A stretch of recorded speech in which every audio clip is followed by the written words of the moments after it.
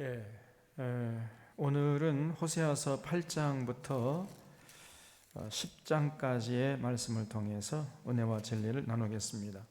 우리가 지난달에 이제 호세아서를 시작했죠. 그래서 두 번 이제 우리가 시간을 가졌고 오늘 세 번째 시간. 그 다음번에 이제 한 번 더 하면은 호세아서를 다 할 수 있겠습니다.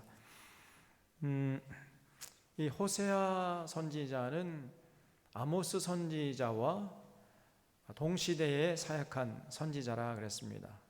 그래서 이들이 사역할 때 북이스라엘 왕은 여로보암 2세였다 그랬죠. 그래서 남유다, 북이스라엘 이렇게 남북이 갈라져서 각각의 역사를 기록하고 있을 때 북쪽에서 이제 예후 왕조의 네 번째 왕이었던 여로보암 2세 시대, 그 시대는 겉으로 볼 때는요 굉장히 번창하던 시대였습니다. 북이스라엘 역사로만 놓고 보면은 그때가 북이스라엘 역사상 가장 번창하던 시기였습니다. 정치적으로, 경제적으로, 군사적으로 가장 강력한 나라를 세운 왕이 예후 왕조의 네 번째 왕이었던 여로보암 2세예요. 우리나라로 하면은 저 고구려의 광개토 대왕 정도 그런 위치의 왕이었습니다. 그래서 겉으로 볼 때는 세상 사람들의 눈으로 볼 때는 굉장히 그 시대가 번창하던 시대였지만은 그러나 하나님의 눈으로 볼 때는 그 시대가 가장 타락하고 가장 영적 어둠이 짙게 깔린 시대였단 말이에요. 그래서 하나님이 이제 아모스 선지자, 호세아 선지자 이런 선지자를 보내서 그들의 잘못된 삶을 돌이키게 했던 것인데, 뭐 결론적으로 말씀드리면 그런 아모스 선지자, 호세아 선지자의 말을 이 사람들은 귀담아 듣지 않고 한 귀로 듣고 한 귀로 흘려버렸습니다. 그러면서 여전히 그저 하나님 싫어하는 짓, 하나님을 분노케 하는 우상 숭배, 여기에 여념이 없었어요, 이 사람들이. 그래서 아모스 선지자는 아모스 선지자나 호세아 선지자나 이렇게 전하는 메시지는 동일했습니다. 그러나 전하는 방법이 좀 달랐어요. 그래서 아모스 선지자는 사회 과학적인 분석의 틀을 들이대면서 정치, 경제, 사회, 문화, 언론, 종교계 전부 타락했다는 것을 일일이 밝히고 있습니다. 그런가 하면은 호세아 선지자는 하나님과 이스라엘 백성들 사이를 부부관계로 비유하면서 이제 호세아하고 고멜, 자기와 자기 아내 고멜과의 관계로 비유하면서 이스라엘 백성들이 하나님 앞에 하는 짓이 마치 내 아내가, 그러니까 호세아의 아내가 호세아에게 하는 것 같다는 거예요. 그 호세아의 아내 고멜이 아주 음란한 여자였거든요. 걸핏도 한번 집을 나가가지고 어떤 다른 남자와 눈이 맞아가지고 살아가는 거예요. 그러면 그럴 때마다 이제 설득해가지고 돌아오고 이렇게 하면서 그 이스라엘 백성들이 마치 호세아의 아내 같다, 하나님 앞에 하는 짓이 이런 식으로 이제 외쳤던 것입니다. 그래서 아무리 하나님께서 이런 선지자를 보내가지고 하나님께 돌아오라고 이렇게 외쳐도 이 사람들은 하나님께 안 돌아가요. 자꾸 딴 집으로 가. 하나님의 집은 여기 있는데 이 하나님의 집으로 들어가지 않고 자꾸 옆집으로 들어가요. 옆집 아저씨 보고 자기 남편이라고 그러고. 그래서 호세아 선지자가 그런 모습을 보고 이스라엘 백성들은 어리석은 비둘기 같다. 원래 비둘기는 정확하게 제 집을 찾아 들어가는 이 규서성이 특징인데 이스라엘 백성들은요 어리석은 비둘기라는 거예요. 어리석은 비둘기. 제 집을 못 찾으러 가요. 자꾸 딴 집을 찾아가면서 제 집이라고 그래. 그래서 하나님 집으로 가지 않고 자꾸 우상 딴지를 섬기면서 우상을 섬기는 모습을 예레미야가 호세아서 7장에서 여기 11절에 보면 에브라임은 어리석은 비둘기같이 지혜가 없어서 애굽을 향하여 부르짖으며 아수르로 가는도다. 어리석은 비둘기 같다 그랬습니다. 하나님께 돌아오라고 하나님이 이제 이스라엘 백성들 좀 정신 차리라고 한 대 때리잖아요. 여러분, 한 대 때리는 것도 하나님의 사랑이신 줄로 믿으시기 바랍니다. 고난을 주신 것도 하나님의 사랑의 일환이에요. 꼭 잘 먹고 잘 살게 해줘야만 하나님의 사랑인 줄 아는데 그것이 아니라 우리가 잘못할 때 하나님 때리셔요. 그 때리는 것도 그 사랑 아닙니까? 부모가 자식 잘 되라고 때리는 거지 뭐 잘못되라고 때리겠어요? 그래서 좀 하나님이 이스라엘 백성들 우상 숭배하는 이스라엘 백성들 정신 차리라고 하늘에서 이른 비와 늦은 비를 그쳐가지고 가뭄을 들게 하고 기근을 당하게 하면은 그게 하나님 돌아오는 신호인데, 그 하나님께서 이스라엘 백성들 품에 안으려고 하는 하나님의 사랑인데 그걸 깨닫지 못하고 원망하고 불평하고 낙심하고 아이고 그 하나님 필요 없어 그리고 자꾸만 아수르로 가요. 그리고 애굽으로 가. 그래서 아수르 군대, 애굽 군대를 의지해 가지고 나라를 유지하려고 이런 엉터리 짓을 했단 말이에요.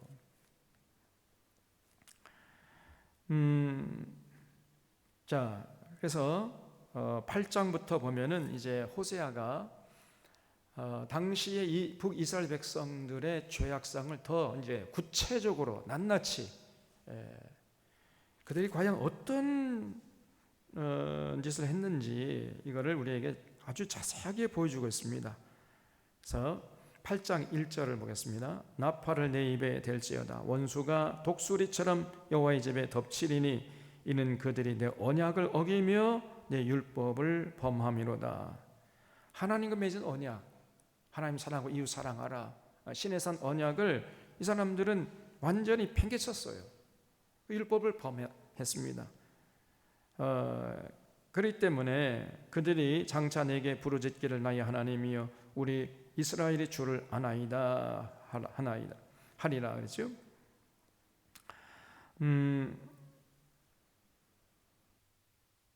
그래서 이제 하나님께서 이스라엘 백성들에게 이제 고난을 당하게 하실 거란 거죠. 이제 좀 있으면 아수르 군대를 보내 가지고 이스라엘 백성들 고통을 당하게 하실 거라는 겁니다. 여기 3절에 이스라엘이 이미 선을 버렸으니, 선이 뭡니까? 하나님 사랑과 이웃 사랑으로 살아가는 거예요. 사랑의 삶을 살아가는데 그런 선을 버렸습니다. 그러면 자꾸만 잘 먹고 잘 살고 자기 중심적으로 살면서 그러면서 이제 우상 섬기는 거예요. 그 때문에 이미 선을 버렸으니 원수가 그를 따를 것입니다. 다시 말하면 이제 아수르 군대를 하나님이 지금 벌써 예비하고 계신다는 거예요. 그들이 왕을 세웠으나 내게서 난 것이 아니며 그들이 지도자를 세웠으나 내가 모르는 바며 그들이 또 은금으로 자기를 위하여 우상을 만들었나니 결국은 파괴되고 말리라. 당시 북이스라엘은요 끊임없이 정변이 일어났습니다. 그래서 오므리 왕조, 그다음에 오므리 왕조가 패해지고 또 예후 왕조도 뭐 계속해서 왕들이 바뀌고 또 예후 왕조 이후에 계속해서 정변이 일어나 가지고 왕조가 또 바뀌고 끊임없이 바뀌었잖아요. 자기들 멋대로 왕을 세우는 거예요. 도저히 왕이 돼서는 안 될 사람을 그냥 왕으로 세워가지고, 그러니 그 왕이 무슨 짓을 하겠습니까? 그 권좌에 앉아가지고 온갖 권력을 남용하고 제 뱃속 챙기는 데 혈안돼 있고 국민들의 안위는 안중에도 없고 그저 자기 잘 먹고 잘 살고 배부로 등 따숩고 그냥 더 기득권을 누린, 여기에 여념이 없었던 거죠. 그리고 은금을 쌓아놓고 그러면서 이제 우상 숭배하고 이런 짓을 했던 것입니다. 그래서 그들이 왕을 세웠으나 내게서 난 것이 아니며, 내게가 할 때 내가 누구요? 하나님이죠.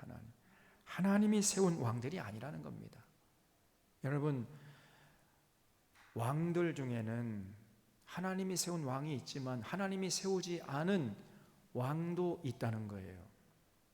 권력자 중에는 하나님이 세운 권력이 있는가 하면 하나님이 세우지 않은 권력도 있다는 것을 여러분 잊지 마셔야 됩니다. 그래서 이스라엘 백성들이 왕을 세웠지만은 하나님이 세운 게 아니에요. 지들 멋대로 세운 겁니다. 그래서 그들이 지도자를 세웠으나 내가 모르는 바며, 하나님은 전혀 모르는 바예요. 아무런 하나님과 상관없이 그냥 자기들 욕심에 의해서 자기들의 기득권을, 자기들이 누리던 기득권을 더 유지하기 위해서 함부로 아무나 세우는 거예요. 지금 윤석열이가 똑같은 겁니다. 이 기득권의 꼭두가시에 불과한 거예요. 저게. 하나님이 세운 권력이 아닙니다. 지금 분명히 하나님이 그들이 왕을 세웠으나 내게서 난 것이 아니다 그랬잖아요. 그들이 지도자를 세웠으나 나는 모르는 바며, 하나님 전혀 모르는 거예요. 그들이 또 은금으로 자기를 위하여 우상을 만들었나니 결국은 파괴되고 말리라. 그래서 북이스라엘은 여로보암, 그죠? 솔로몬이 죽은 다음에 여로보암이 곧바로 이제 나라를 세웠잖아요.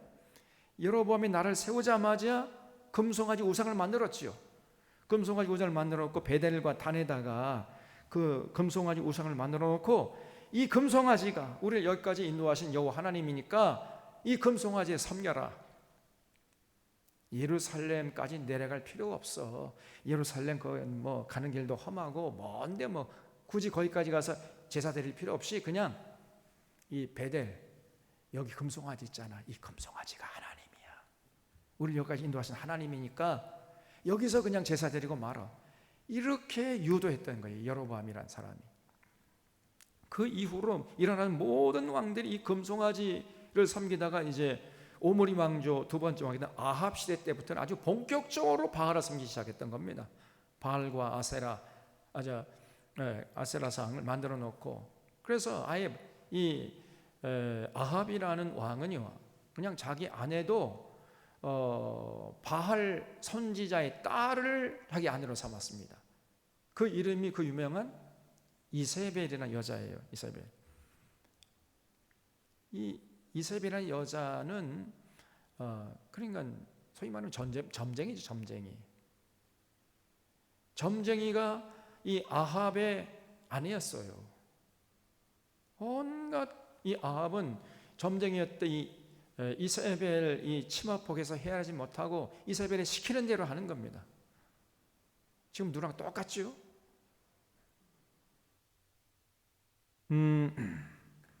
자, 그래서 여기 보세요. 그들이 왕을 세웠으나 내게서 난 것이 아니며 그들이 지도자를 세웠으나 나는 모르는 바다. 우리 하나님께서 평가했습니다.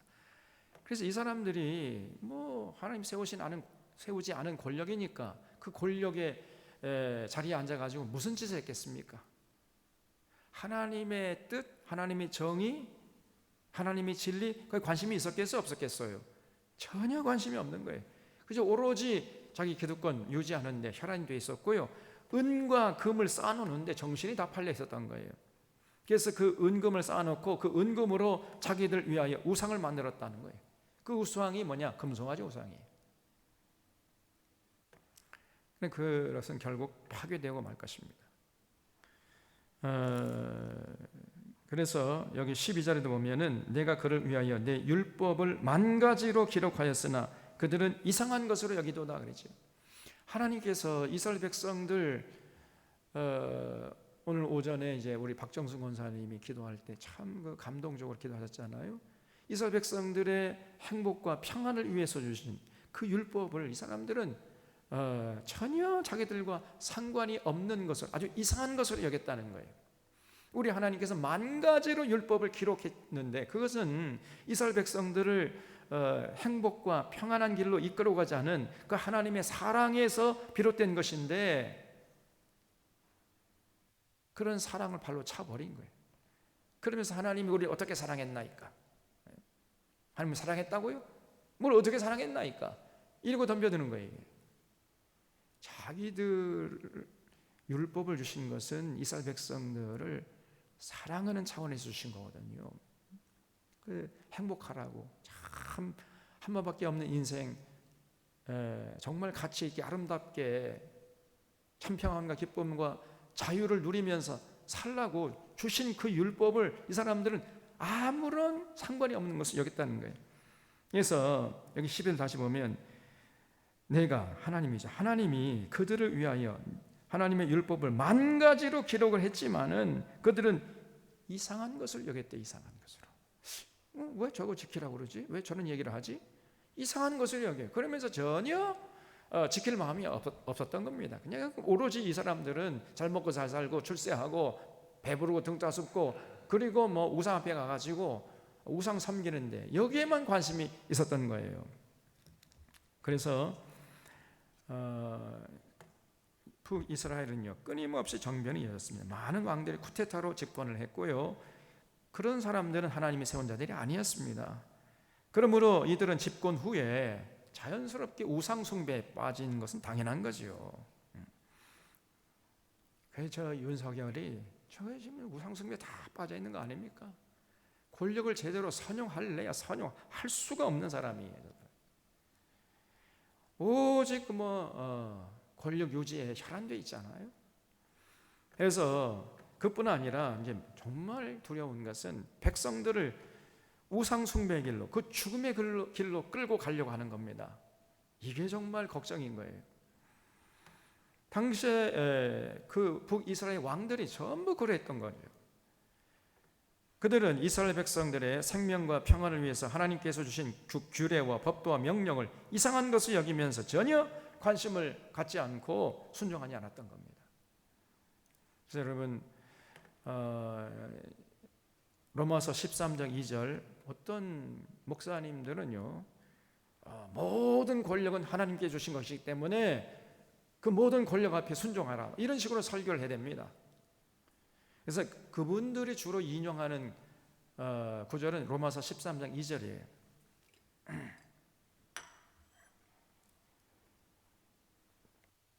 각 사람은 위에 있는 권세들에게 복종하라. 권세는 하나님으로부터 나지 않음이 없나니 모든 권세는 다 하나님께서 정하신 바라. 그러므로 권세를 거스르는 자는 하나님의 명을 거스름이니 거스르는 자들은 심판을 자취하리라.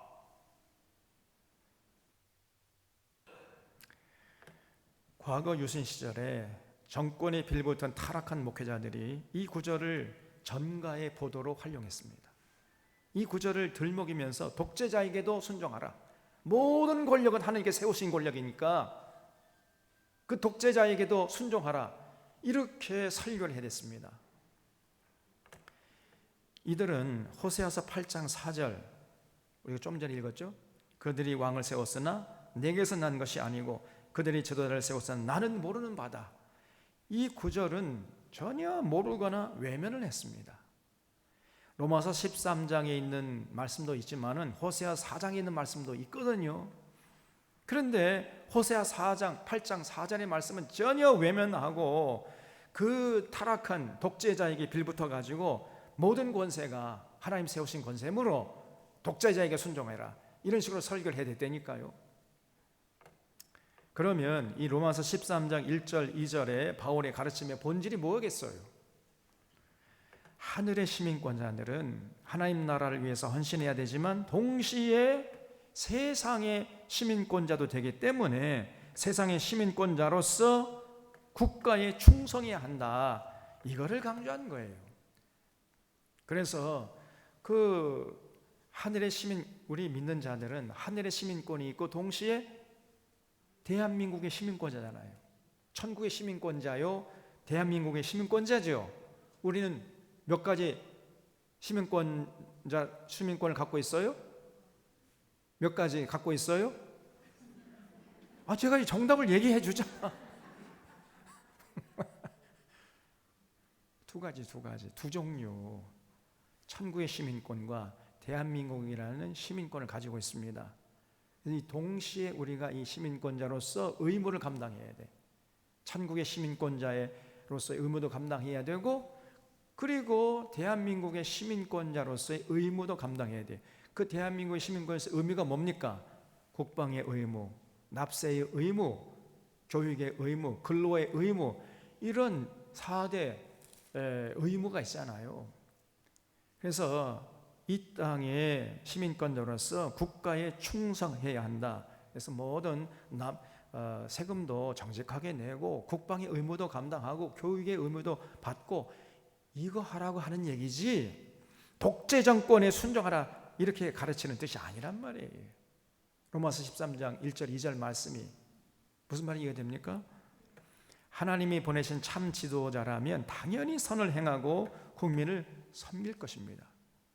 하나님이 보내신 지도자는요, 당연히 그렇지 않겠습니까? 하나님은 보내셨으니까. 그런 선한 권력에게는 순종하라는 얘기예요. 그러나 국민 위에 군림하고 국민들의 고열을 빨고 권력을 남용하고 이런 독재자에게도 순종하라, 이런 뜻 얘기가 절대 아닙니다, 여러분. 그런 독재자에게는 어떻게 해야 돼요? 저항해야죠, 저항. 만약에 그렇지 않으면 바람을 심고 광풍을 거두게 될 것이다. 이게 호세의 말씀이었던 거예요.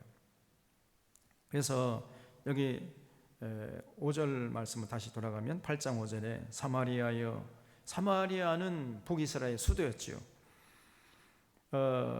사마리아여 내 송아지는 버려졌느니라. 그러니까 이 사마리아 사람들이 그저 금송아지 우상을 만들어 놓고 섬기는 것을 지금 지적하는 거지요. 내 진노가 물을 향하여 타오르나니 그들이 어느 때에야 무죄하겠느냐.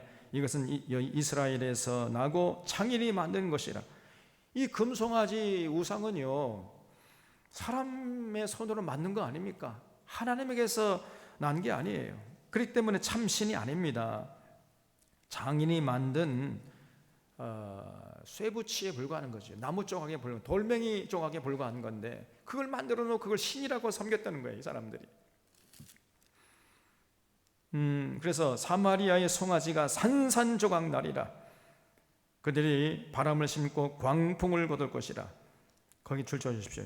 여러분, 하나님을 버리고 우상을 섬기고 그 타락한 권력자에게 불붙어 가지고 그 타락한 권력자의 무릎 꿇고 아부하고 뭐 이런 거는요, 그런 사람은 바람을 심고 광풍을 거두게 될 것입니다.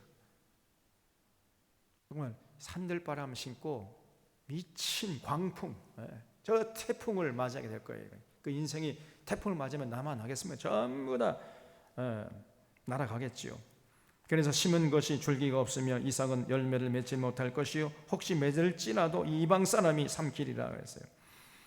이스라엘은 이미 삼켜졌은즉 이제 여러 나라 가운데 있는 것이 즐겨 서지 아니하는 그릇 같도다.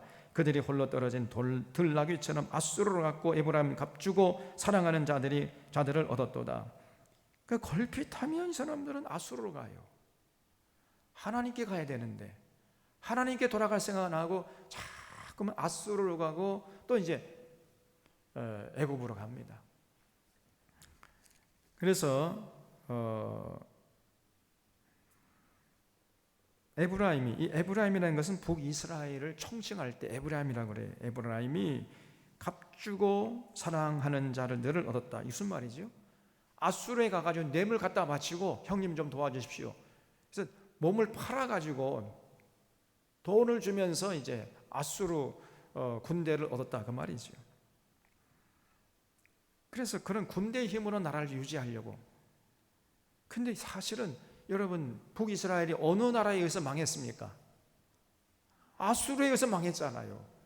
자기들을 망하게 하려고 그런 속셈을 갖고 있는 아수르 군대에 가가지고 형님 좀 살려주십시오 그러면서 온갖 예물을 갖다 바쳤다는 거예요. 그래서 잠깐 아수르 군대가 자기들을 보호하는 척 했는데 진심으로 보호하는 게 아닙니다. 그 속셈은 자기들의 유익을 위한 것이지 이스라엘의 평화를 위한 게 아니에요.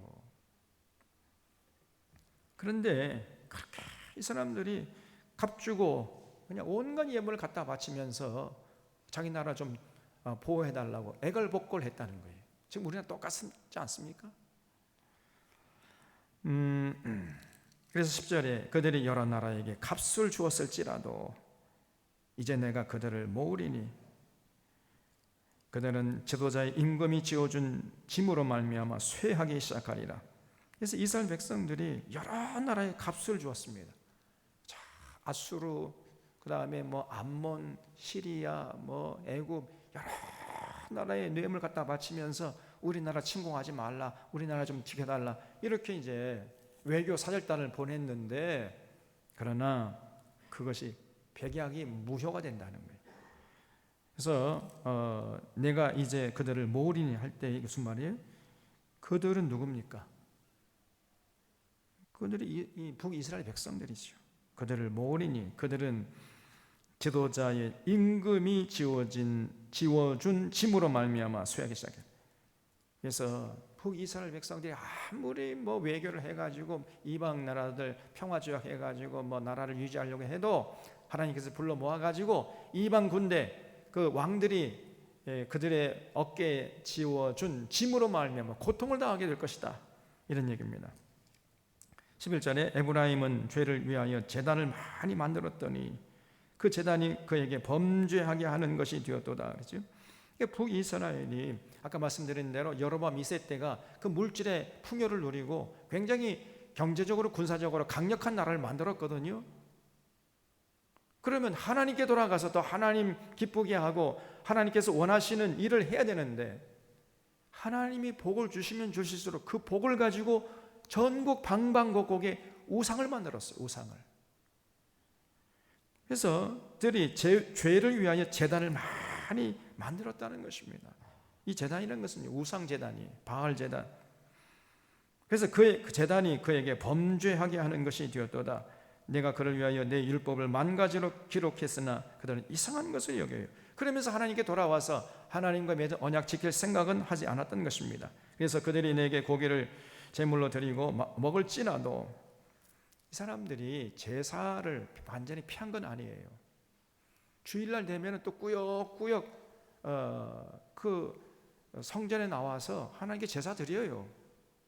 그리고 제사 드리고 이제 그 자리에서 이제 나눠 먹고 제물을 먹을지라도 여호와가 그것을 기뻐하지 아니한다 그랬습니다. 다시 말하면, 쉽게 말하면 오늘날로 아무리 예배 드린다 할지라도 하나님은 전혀 기뻐하지 않았다는 거예요. 하나님께 상달되지 않는 예배, 그저 자기들끼리 즐기는 그런 예배를 드리고 말았던 거지요. 여호와는 그들 기뻐하지 아니하고 이제 그들의 죄악을 기억하여 그 죄를 벌하리니 그들은 애굽으로 다시 가리라. 이 애굽으로 다시 간다는 말이 무슨 말이겠어요? 아수르 군대가 쳐들어와요, 좀 있으면. 그러면 아수르 군대 군인들에게 칼에 맞아 죽기 싫으니까 이 사람들이 어디로 도망쳤겠어요? 그렇죠, 그 말입니다. 아수르 군대가 장차 쳐들어오면 아수르 군대 칼날을 피해 가지고 도망치다가 이제 애굽으로 갈 것이라는 거예요. 그 애굽에서 사실은 출애굽했잖아요. 애굽에서 나왔는데 다시 애굽으로 돌아가게 될 것이다. 이스라엘은 자기를 지으신 이를 잊어버리고 왕궁들을 세웠으며 유다는 견고한 성읍을 많이 쌓았으나 내가 그 성읍들의 불을 보내어 그 성들을 삼키게 하리라. 그러니까 여로보암 2세 때에 그 넘쳐나는 물질을 가지고요, 이 사람들이 나라를 견고하게 세우겠다 해가지고 방방곡곡에 아주 견고한 성읍을 세웠어요. 견고한 성벽을. 그런데 그 견고한 성벽이 이스라엘 백성들을 전혀 보호하지 못했다는 거예요.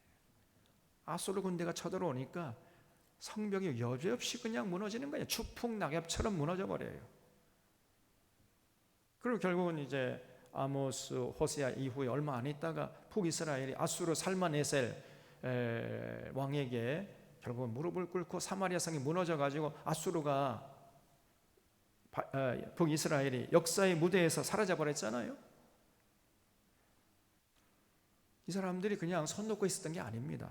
여기 14절 말씀 보면은 이스라엘은 자기를 지으신 이를 잊어버려 왕궁들을 세웠으며 유다는 견고한 성을 많이 쌓았다는 거예요.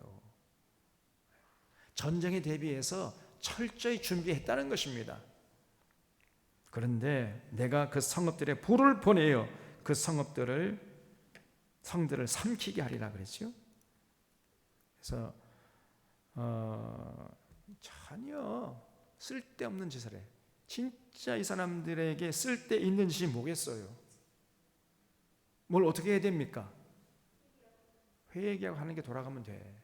다시 말하면 하나님과 맺은 언약을 폐기시켰던 거, 그 만 가지로 기록한 이상히 여기던 삶을 돌이켜가지고 그 하나님께서 자신들의 행복과 삶을 위해서 주신 그 율법을 마음속에 새기고 관심을 갖고 철저하게 삶의 현장에서 지키고, 그러면서 이제 하나님 사랑과 이웃 사랑, 이렇게 사랑으로 사는 삶을 살았으면은 아수르 군대가 오지도 않았을 것이고, 아수르 군대가 와도 하나님이 지켜주실 텐데, 그거는 안 하고 그냥 성벽만 높이 싸우면서 안심하고 우상 숭배, 거기에 열심을 했던 거예요, 이 사람들이. 그래서 9장에 보면요, 이제 하나님께서 이스라엘 백성을 심판하시겠다는 겁니다. 이스라엘아, 너는 이방 사람처럼 기뻐 뛰놀지 말라. 네가 음행하여 네 하나님을 떠나고 각 타작 마당에서 음행 값을 좋아했느니라. 타작 마당이나 술틀이 그들을 기르지 못할 것이며 새 포도주도 떨어질 것이요 그들은 여호와 땅에 거주하지 못하며 에브라임은 애굽으로 다시 가고 아수르에서 더러운 것을 먹을 것이라. 다시 말씀드리면 이제 에브라임, 북이스라엘이라고 그랬죠. 북이스라엘 백성들은 아수르 군대가 오니까 애굽으로 도망칠 것이고, 그리고 아수르 군대에 의해서 포로로 잡혀가서 아수르에서 더러운 것을 먹게 될 것이다, 이런 얘기예요. 3절의 말씀.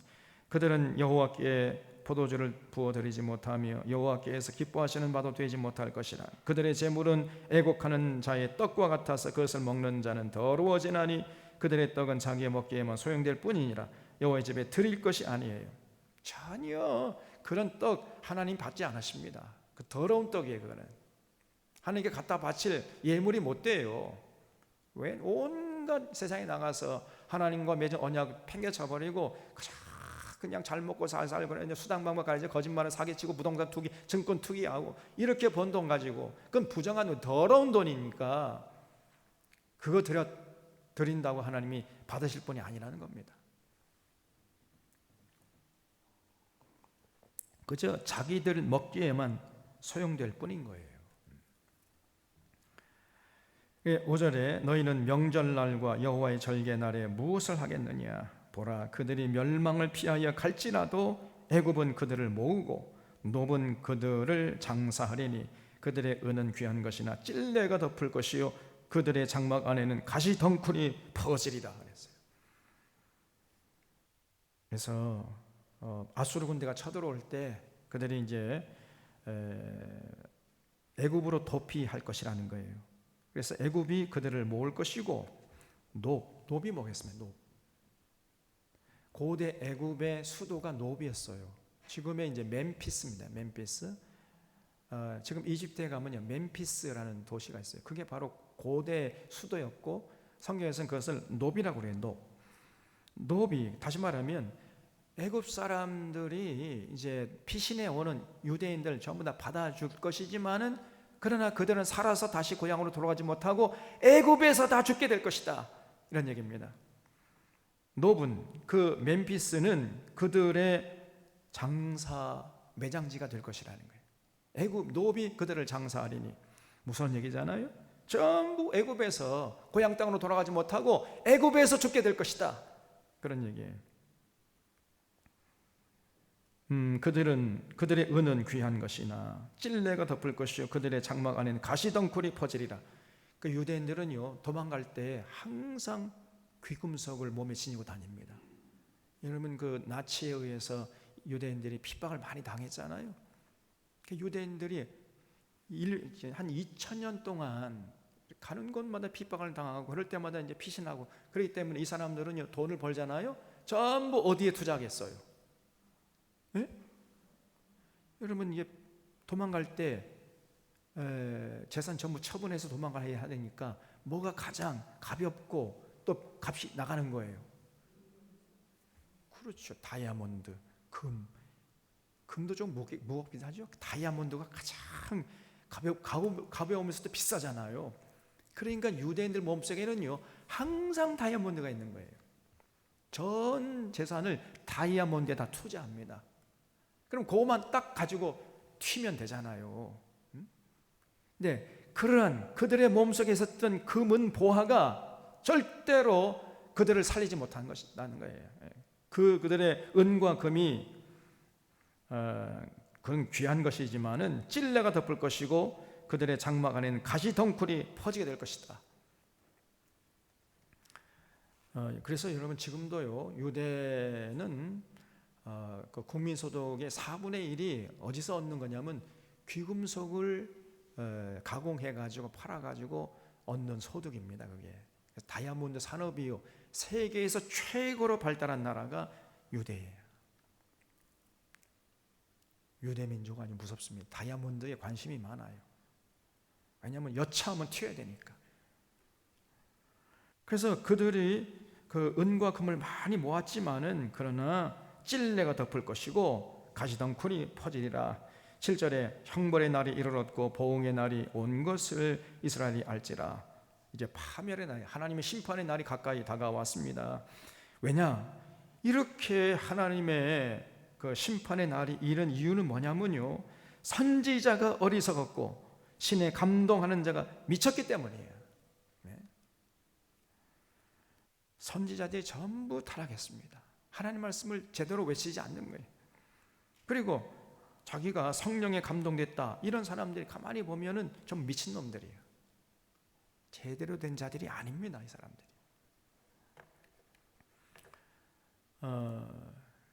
그래서 영적인 지도자가 이렇게 중요한 거예요. 영적 지도자가. 오늘 한국의 영적 지도자들이 제가 볼 때 건강치 못합니다. 온전치가 못해요. 선지자가 어리석고 신에 감동하는 자가 미쳤다니까. 그래서 결국은 이제 이스라엘 백성들이 전혀 참과 거짓을 분별치 못하고 하나님께서 원하시는 하나님의 뜻이 뭔지 모르고 그저 우상 숭배하고 있다가 이제 하나님의 심판의 날을 맞이하게 된다는 거예요. 그래서 에브라임은 나의 하나님과 함께한 파수꾼이며 선지자는 모든 길에 친 새 잡는 자의 그물과 같고 그의 하나님의 전에는 원한이 있도다. 이 8절 말씀이 참 이게 무슨 뜻인지 아무리 읽어봐도 무슨 알 수가 없습니다. 너무 번역이 직역 중심으로 돼가지고 좀 의미가 통하도록 번역을 해놔야 되는데 에브라임은 나의 하나님과 함께한 파수꾼이며 선지자는 모든 길에 친 새 잡는 자의 그물과 같고 그 하나님의 전에 원한이 있다. 이게 무슨 말이에요?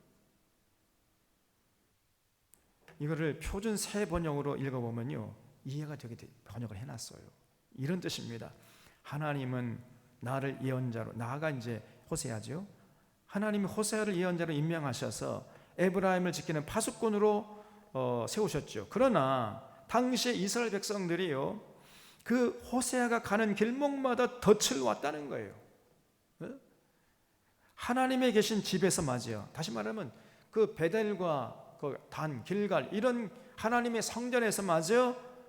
이스라엘 백성들이 그 호세아에게 원한을 품어 하나님의 말씀을 올바로 전하는데 그 올바로 전하는 올곧은 선지자를 미워했다는 말이에요. 그래서 그 호세아가 가는 길목마다 함정을 파놓아요. 어떻게 하면 저놈을 잡아 죽일까? 예수님 당시 유대 종교 지도자들이 어떻게 하든지 예수님을 책 잡아가지고 십자가에 못 박아 죽이려고 혈안돼 있었잖아요. 그런 것처럼 호세아가 가는 곳마다 아니 호세아가 도대체 뭘 그렇게 잘못했습니까? 하나님의 말씀을 온전히 전했을 뿐이잖아요. 그래서 어떻게든지 간에 하나님의 심판에서부터 그들을 구원해내려고 여기 혼신의 이름을 다한 것뿐인데 그런 호세아를 당시의 북이스라엘 사람들이 미워해가지고 가는 곳마다 함정을 파놔가지고 잡아 죽이려고 했다는 말이에요. 그러면서 거짓 선지자들의 말을 아멘 하려고 따라갔어요. 죽으라 하는 거죠. 죽을 짓만 하는 겁니다. 그래서 여러분 이 성경을 읽어갈 때 이게 도대체 무슨 뜻인지 알 수가 없거든 다른 번역본을 참고하시라 그랬잖아요. 이 표준 새 번역이 상당히 번역이 잘 된 거예요. 지금 우리는 이 개정 개혁판도 이게 도대체 무슨 말인지 알 수가 없습니다. 그래서 그들은 기브아의 시대와 같이 심히 부패한지라. 당시 북이스라엘이요 기브아 시대와 같았다는 거예요. 기브아 시대.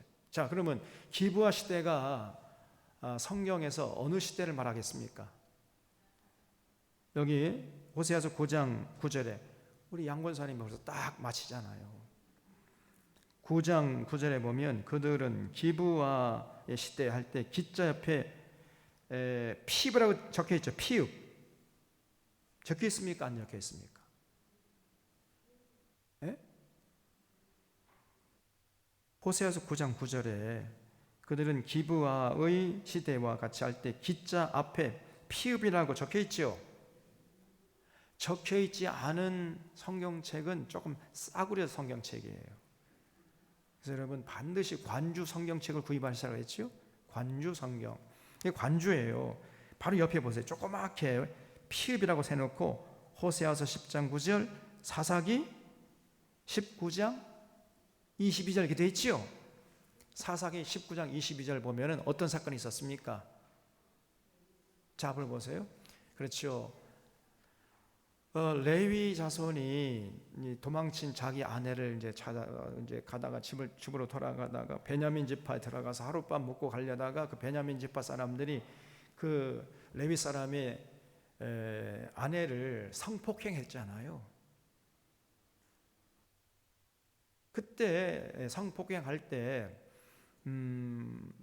초저녁에 들어온 그 어르신 집에 이제 들어가서 하룻밤 묵었는데 이 레위 사람이 찾아와가지고 이 베냐민 지파 이 동네 깡패들이죠. 조폭들 이것들이 와가지고 초저녁에 들어온 당신 집에 남자를 내놓으라 했어요. 남자.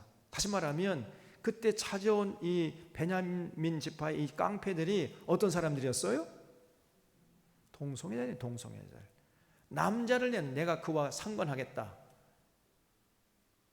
동성애가 득식을 한 시대가 사사시였다는 거예요. 그럼 결국은 이 레위 사람이 이거 안 되겠다, 이거 보통 일이 아니다 해가지고 슬그머니 자기 아내를 내줬잖아요. 그러니까 뭐 꽁 대신 닭이다 해가지고 그 아내에게 그냥 달려 들어가지고 밤새도록 성폭행을 해가지고 새벽에 이 아내가 그냥 죽어버리고 말았어요. 그런 끔찍한 사건이 일어난 겁니다. 그게 기브아 시대였어요. 그래서 이 레위 사람이 그냥 막 너무나 분해가지고 이놈들 두고 보자. 그러니까 자기 아내를 술에 싣고 돌아와서 자기 고향집에서 자기 아내의 시설 12토막을 냈지요. 12토막 내가지고 12지파에게 전부 보내서 베냐민 지파 이 깡패들이 우리 아내에게 이런 짓을 했다. 이런 놈을 가만둘 수 있겠느냐. 그래서 이제 온 11지파 사람이 모여가지고 울근불근하고 베냐민 지파 그 깡패들 다 불러내라. 그놈들만 처단하고 우리가 없는 것으로 해주겠다. 그런데 베냐민 지파 지도자들이 못하겠다는 거예요. 우리 족속의 청년들 못 내주겠다. 그래서 결국은 11지파하고 베냐민 지파 사이에 큰 전쟁이 터지지 않았습니까?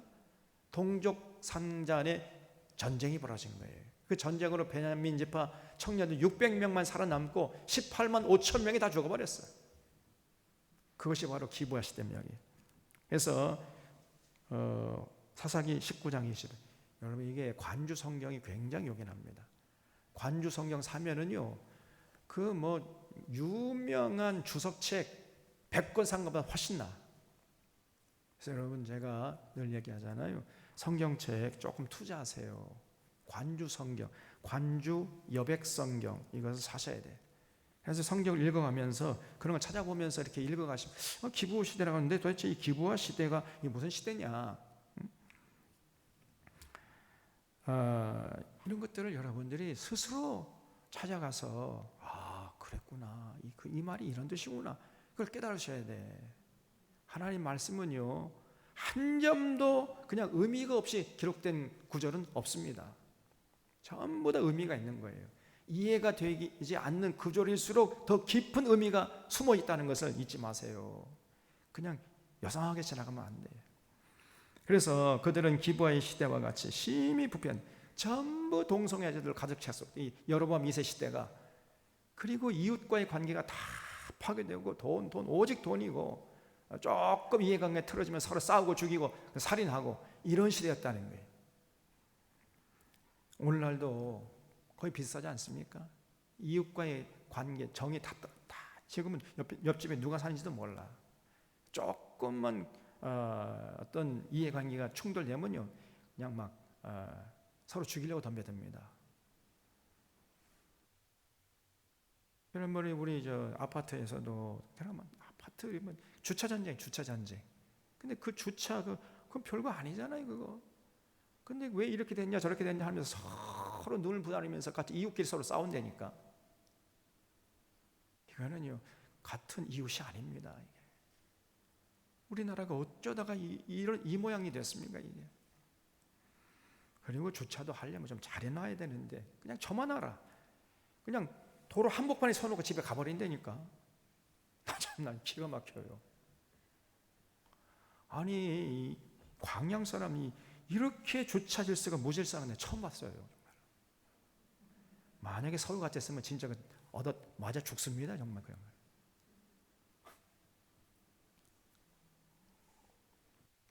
여기 교회 오는 길목에 보면은 그냥 도로 한복판에 주차하고 가버려. 아니, 여기 2차선이니까 이쪽으로 가면 된다. 지난번에 한번 제가 여기 오다가 여기 이제 중앙선이 있잖아요. 중앙선이 중앙 1차선 여기 이쪽으로 오는 거하고 전 가는 거고 딱 1차선밖에 없어. 근데 한 중앙에 차를 세워놨어요. 여기 오다 보니까. 그래서 제가 화가 나가지고 빵빵 이렇게 했습니다. 그 옆에서 저쪽에서 밭에서 일하고 있더라고. 근데 빵빵 오더니 아니, 옆으로 가면 되는데 왜 빵빵 했냐는 거예요. 그러면 옆으로 가려면 중앙선을 넘어야 되는데, 그럼 나보고 불법을 행하라 그런 말 아닙니까? 난 그렇게 못하겠다. 빨리 차 치우시오. 그랬더니 뭐 그냥 눈을 부라리면서 그냥. 아이고, 너무너무 이 기본 민주주의의 시민으로서 기본이 안 돼요. 기본이. 그냥 자기만 편하면 되는 거예요. 자기만. 근데 이 믿지 않은 사람들이 그러면 좋겠는데 믿는 사람도 그렇다니까. 어쩌면 그렇게 주차를 그렇게 해놓는지 몰라요. 그리고 한 코너에 주차하는 건 굉장히 위험한, 이쪽에 안 보이잖아요. 잘못하면 교통사고 나고 죽을 수도 있습니다. 근데 그냥 나만 주차하면 된다 그러고 그냥 집에 가버려요. 정말 이해할 수가 없습니다. 배려심이 1도 없어. 배려심. 이웃을 향한 배려심이. 그냥 자기만 편하면 그것으로 만족하고 말이에요.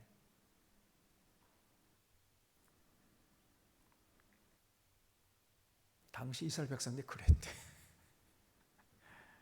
그래서 기브아 시대처럼 심히 부패한 여호와께서 그 악을 기억하고 그의 죄를 반드시 벌할 것이다. 그렇게 말씀하시는 거예요. 10절에 옛적에 내가 이스라엘 만나기를 광야에서 포도를 만난 같이 하였으며 너희 조상들을 보기를 무화과 나무에서 처음 맺힌 첫 열매를 봄같이 하였거든. 그때는요 정말 관계가 좋았잖아요. 그러나 그들이 이제 그 후에 문제가 생겼어요. 바알볼에게 전부 바알에 가서 부끄러운 우상에게 몸을 들이므로 저희가 사랑하는 우상같이 가증해졌도다. 에브라임의 영광이 새같이 날아가리니 해산하는 것이나 아이 베는 것이나 임신하는 것이 없으리라. 혹 그들이 자식을 기를지라도 내가 그 자식을 없이 하여 한 사람도 남기지 아니할 것이라. 내가 그들을 떠나는 때에는 그들에게 화가 미치리로다. 내가 보건대 에브라임은 아름다운 곳에 심긴 도로와 같으나 그 자식들을 살인하는 자에게로 끌어내리로다. 여호와께서 그들에게 주소서 무엇을 주시려 하나이까? 아이 베지 못하는 태와. 지금 호세아가요 아주 북이스라엘 백성들 저주하는 거예요. 하나님, 저것들 전혀 애기 베지 못하게 해주십시오. 아기를 베지 못하는 태와 젖없는 유방을 주시옵소서. 이렇게 기도하고 있잖아요. 그들의 모든 악이 길갈에 있으면, 이 길갈이라는 게 하나님께 예배하는, 하나님께 제사하는 장소, 성전이 있는 곳입니다. 그런데 그 성전이 악의 축이라는 거예요. 모든 악이 길갈에 있다는 거죠. 모든 악이 그 길갈에서부터 나왔다. 이게 무서운 얘기 아닙니까? 쉽게 말하면 오늘날 모든 이 대한민국의 부조리와 부패와 타락과 그 죄악의 온상이 교회라는 거예요. 이런 얘기 똑같은 얘기입니다. 그들의 모든 악이 길갈이 있으므로 내가 거기에서 그들을 미워하였노라. 그들의 행위가 악함으로 내 집에서 그들을 쫓아내고 다시는 사랑하지 아니하리라. 그들의 지도자들은 다 반역한 자들이에요.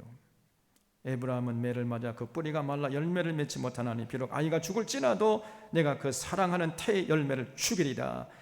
그들이 듣지 아니함으로 내 하나님이 그들을 버리시리니 그들이 열하나 가운데 떠도는 자가 되리라. 나라가 완전히 망해가지고 전 세계를 떠도는 나그네 신세가 되게 하시겠다. 근데 결국은 그 하나님의 예언대로 됐습니다. 아수르 군대가 얼마 안 있다 쳐들어와가지고 북이스라엘이 완전히 망해가지고 애굽으로 도망치고 아수르로 포로 잡혀가고 전 세계로 흩어졌잖아요. 이걸 디아스포라 유다인이라고 해요. 디아스포라 유대인.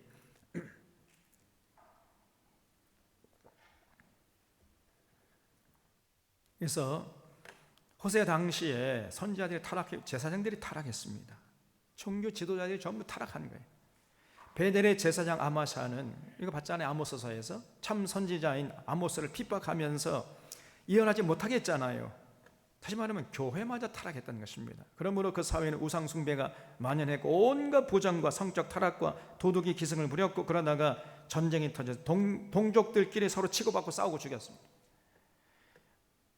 오늘날 교회가 어두워져가는 세상을 향해서 진리의 빛을 비춰야 합니다. 그래서 세상을 밝게 하고 살맛나는 세상이 되도록 이끌어야 할 사명이 있음을 우리는 절대로 잊지 말아야 됩니다.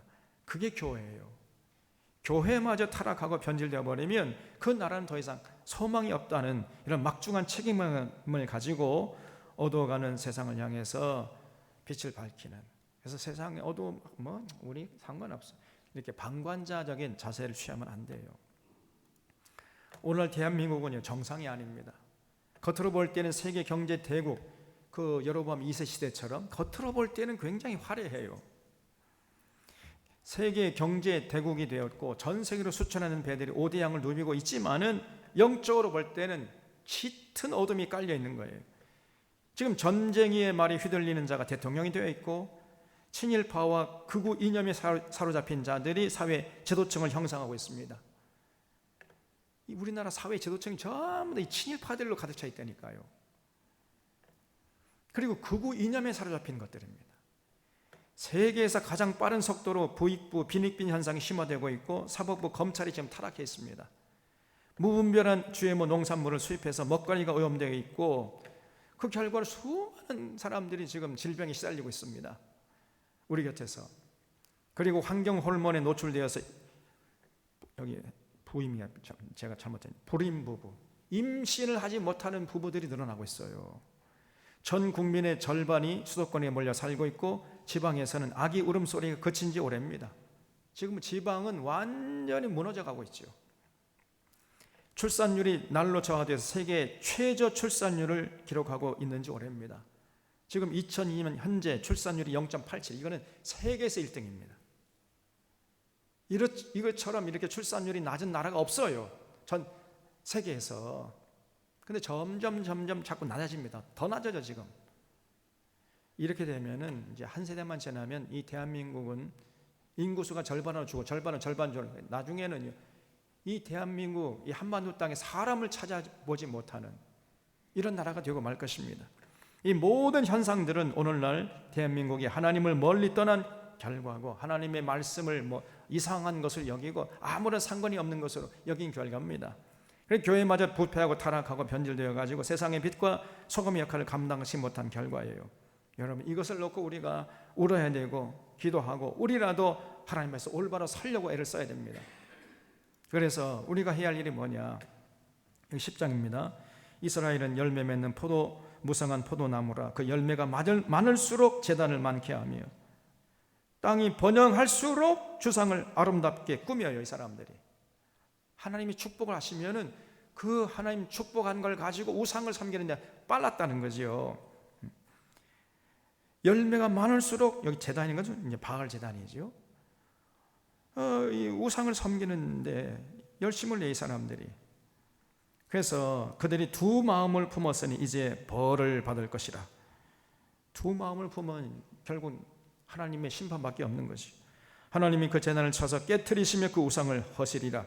이제 그들이 이르기를 우리가 여호와를 두려워하지 않냐므로 우리에게 왕이 없거니와 왕이 우리를 위하여 무엇을 하리요. 그러니까 당시에 사람들이 결국은 하나님 섬기지 않기 때문에 이제 이방 아수르 군대가 쳐들어와 가지고 왕을 폐위시켰잖아요. 그래서 왕이 없는 상태야. 근데 이 사람들이 어떻게 생각하냐면, 아이고 왕은 뭐 있으나 마나한 존재인데 뭐 왕이 없으면 어때? 또 이런 식으로 생각했다는 거예요. 왕이 우리를 위해서 무엇을 해주리요? 정말 그 말이 맞거든요. 국민들을 위해서 왕이 해준 게 아무것도 없어요. 그저 제 백성 책임이 혈안돼 있을 뿐이지. 그 정도로 나라가 타락했다는 것이죠.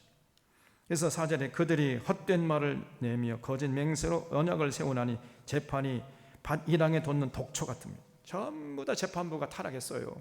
뇌물 받아먹고. 그리고 사마리아 주민이 벳아웬의 송아지로 말미암아 두려워할 것이라. 이 벳아웬, 그걸 추쳐주세요. 벳아웬의 송아지.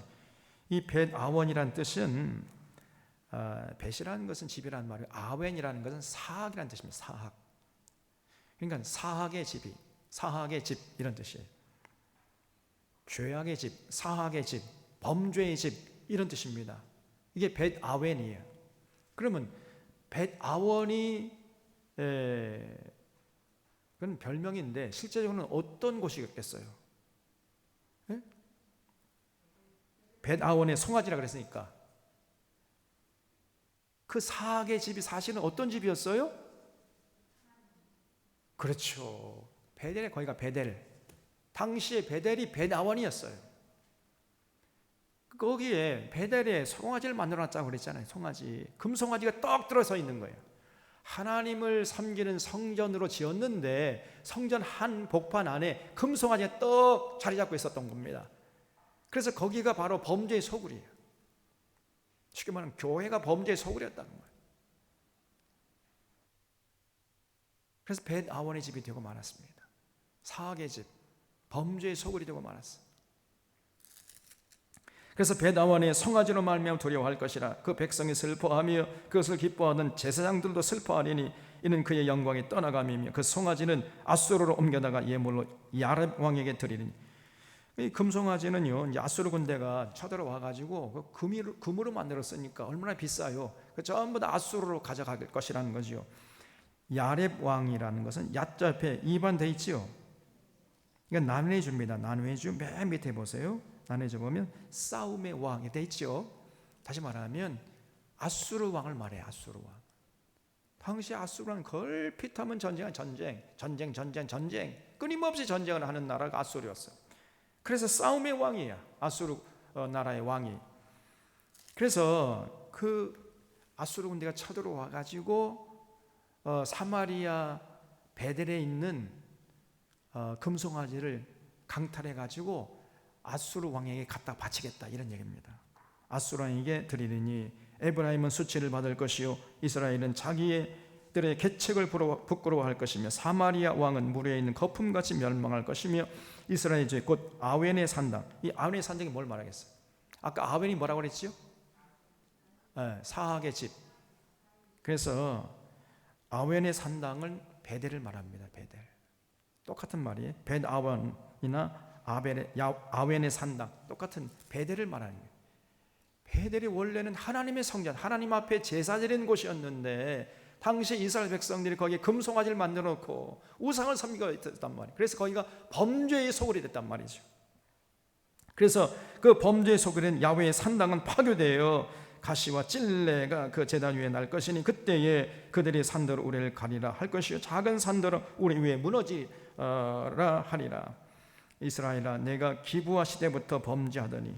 그러니까 그 사사 시대 그 기브아 서로 동족상장에 그냥 뭐 그 전쟁을 벌이고 동성애들이 득식을 하고 돈 몇 푼에 양심 팔아먹고 신앙 팔아먹고 나라 펑는 이런 사람들이 가득한 그 기브아 시대부터 범죄하더니 지금까지 죄를 짓는다는 거. 지금 똑같아요. 그때까지. 그러니 범죄한 자손들에 대한 전쟁이 어찌 기브아에서 일어나지 않겠느냐. 내가 원하는 때에 그들을 징계하리니 그들이 두 가지 죄에 걸릴 때에 만민이 모여서 그들을 치리라. 에브라임 마치 길 내린 암소 같아서 곡식 밟기를 좋아하나 내가 그의 아름다운 목에 멍에를 메우고 에브라임 위에 사람을 태우리니 유다가 밭을 갈고 야곱이 흙덩이에 깨지리라. 그래서 여러분 정말 살 길이 있는데 12절이에요. 너희가 자기를 위하여 공의를 심고 인애를 거두라. 공의와 인애를 실천하는 거예요. 다시 말하면 하나님과 맺은 언약대로 하나님 사랑, 이웃 사랑하면서 사랑으로 살라, 사랑의 삶을 실천하라, 그런 얘기입니다. 너희 묵은 땅을 기경하라. 지금이 곧 여호와를 찾을 때니 마침내 여호와께서 오사 공의를 빛처럼 너희에게 내리시리라. 그래서 정말 회개하고, 여러분 여기 묵은 땅을 기경하라 할 때 이 묵은 땅이 뭘 말하겠어요? 땅을, 실제 물리적인 땅을 말하겠습니까? 아니지요. 우리 마음, 우리 심령의 묵은 땅, 심령이 다 딱딱하게 그냥 굳어졌어요. 지금 전부 다 그저 돈 좋아하고 세상 출세, 부귀영화, 물질, 요거에 그냥 관심이 가 있는데 그런 마음을 갈아엎으라는 거예요. 갈아엎어야 됩니다. 그래야 살 길이 열린다는 거예요. 갈아엎어가지고 하나님 뜻을 따라서 공의를 행하고 인애를 실천하는 사랑의 삶으로 나아가는, 그렇게 국민들이 할 때만이 북이스라엘이 살 길이 열린다는 거예요. 우리나라도 똑같습니다. 우리나라 똑같아요. 믿는 자들도 보면요, 잘 먹고 살자고 출세하고 사업 잘 되고 뭐 그거에 관심이 많다니까. 물론 우리가 그렇게 해야 되죠. 그러나 그런 일부분이, 그것이 우리 삶의 궁극적인 목적이 될 수가 없잖아요. 우리는 이 땅에 사는 날 동안까지 하나님의 나라, 하나님의 뜻을 이 땅에 이루고 하나님의 이름이 거룩 귀형을 받는, 여기에 관심을 갖고 살아야 할 거 아닙니까? 그래서 13절에 너희는 악을 밭갈아 죄를 거두고, 근데 정반대로 했다는, 이 사람들이 악을 밭갈아서 죄를 거두어요.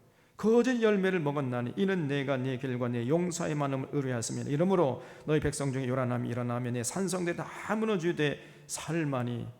그래서 아수르 왕 살만에셀을 말합니다. 살만에셀이 결국은 쳐들어와 가지고 북이스라엘이 완전히 망해버리지요. 이 살만이 전쟁의 날에 벳아웬, 베델을 무너뜨린 것 같이 될 것이다. 그때 어머니와 자식이 함께 부서졌도다. 너희의 큰 악으로 말미암아 베델이 이같이 너희에게 행하리니 이스라엘 왕이 새벽에 정령 망하리로다. 이스라엘 왕이요, 새벽에 아수르 군대에 의해서 죽임을 당하는 이런 비참한 역사를 기록하고 말았다. 그 원인은 딱 한 가지입니다. 이스라엘 백성들이 하나님과 맺은 신의 산 언약, 하나님 사랑하고 이웃 사랑하고 더불어 살아가는, 하나님의 공의와 정의를 강물처럼 흐르게 하는, 공의를 행하고 인애를 실천하는 이런 삶을 살지 않고 그저 여전히 그냥 잘 먹고 살살 긁어 모으고 그냥 그런 수당범을 가리지 않고, 권력자는 권력 남용하고 재판장 뇌물 받아먹고 제사장은 전부 다 권력자 죽은 어르신 하고 앉아있고, 상인들은 거짓 절고 거짓 추를 쓰면서 부당이득 취득하고, 그러면서 이제 그 번 돈 가지고 우상 앞에 가서 절을 하고 우상을 섬기고, 이런 짓을 하다가 나라가 망했던 것입니다. 화려했던 예루살렘 도성이 완전히 잿더미로, 사람이 살 수 없는 죽음의 도성이 되고 말았습니다. 지금까지 회복되지 못하고 있어요. 여러분, 이런 역사의 교훈을 우리가 잊지 말아야 돼요. 그래서 오늘날 우리는 이 권면을 마음에 새게 됩니다. 이 호세아의 그 간절한 권면을 마음에 새겨야 돼요. 우리의 묵은 땅을 기획하는데 우리의 관심과 신앙 열정을 불태워야 됩니다. 그래서 공의를 심고 인애를 거두는 삶으로 빨리 회복돼야 돼. 우리 들꽃보는 사령교회만이라도 이런 모습을 회복하면 자비와 긍휼이 풍성하신 여호와 하나님께서 이 나라의 죄악을 고치시고 회복시켜 주실 줄로 믿습니다. 그래서 예레미야서 5장에서 하나님께서 만약에 그 예루살렘 거리에서 정의를 행하며 진리를 구하는 자 한 사람이라도 찾으면 내가 이 예루살렘 성읍을 용서하리라, 이렇게 말씀했거든요. 근데 한 사람이 없어가지고 예루살렘이 결국 망했어요. 우리가 지금 여기 보니까 한 30명 40명 되잖아요. 여기 앉은 여러분만, 우리만이라도 정말 정의를 행하고 진리를 구하는 데 관심을 갖고 살게 되면 하나님께서 이 나라의 모든 죄를 용서하시고 이 나라를 회복시켜 주시고 한국 교회를 회복시켜 줄 줄로 믿습니다, 여러분. 그런 사명을 잘 감당해서 하나님께 영광 드리는 참 믿음의 사람들 되시기를 바랍니다. 기도하겠습니다.